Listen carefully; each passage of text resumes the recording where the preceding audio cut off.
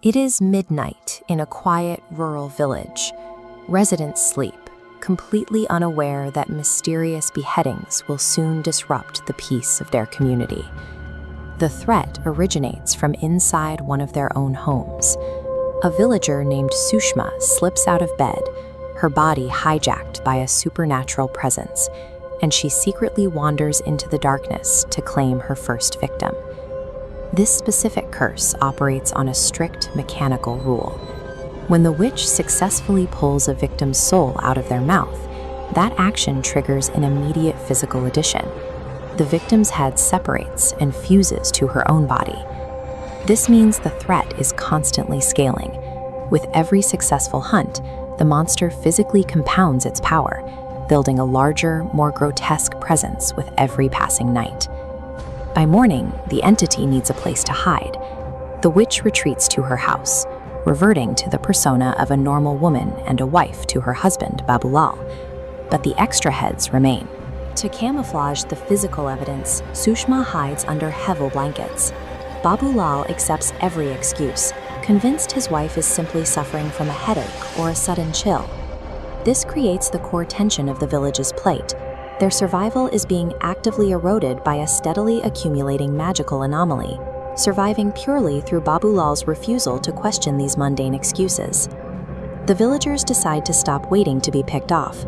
During a daytime council meeting, the community shifts its posture from terrified victims to proactive investigators. They formulate a specific strategy.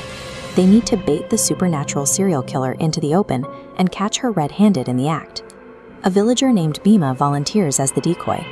He engineers a physical disguise using a hand-carved wooden female mask and thick layers of blankets to perfectly mimic the silhouette of past victims. At midnight, the sting operation begins. Bhima sits entirely alone in the center of the dark village, waiting for the monster to take the bait. The three-headed witch spots the lone figure.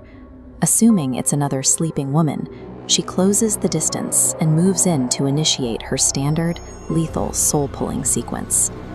This collision is a direct test of mechanics, an unstoppable supernatural force running headfirst into a carefully engineered human firewall. The massive three-headed monster lifts the disguised villager into the air, bringing them face to face. The witch attempts to extract the victim's life force, opening her mouths to trigger the spell. But for the first time, the magic fails. The physical mask completely blocks the magical soul pull. Forced to pin it, the confused witch reaches for her dagger to try and behead the victim manually. This creates a catastrophic system error.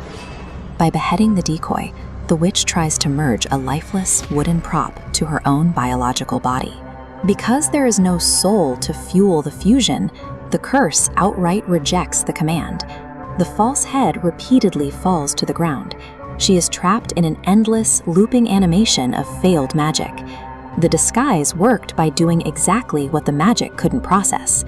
Tricking the witch visually forced a fatal contradiction in her own operating system, freezing her in place.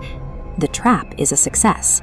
Babulal and the hidden villagers rush in, breaking the isolation just as the witch's true identity is exposed. The torchlight finally strips away Babulal's denial.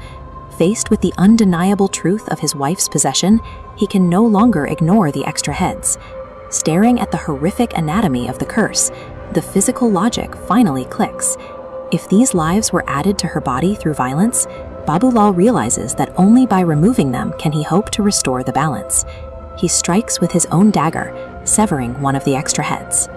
The moment the connection is broken, the first victim is instantly resurrected, breathing with life once again. He swings a second time, removing the second head, which perfectly revives the second victim. One final attack shatters the witch's persona entirely. The dark presence evaporates, leaving only the original, single-headed form of Sushma. The aftermath is strangely quiet. Sushma awakens completely fine, entirely unaware of the monster she had become, leaving Babulal bewildered but relieved. The village survived not through superior magic, but because a clever deception exposed a flaw in a monster's logic, allowing a husband's courage to systematically slice away the darkness.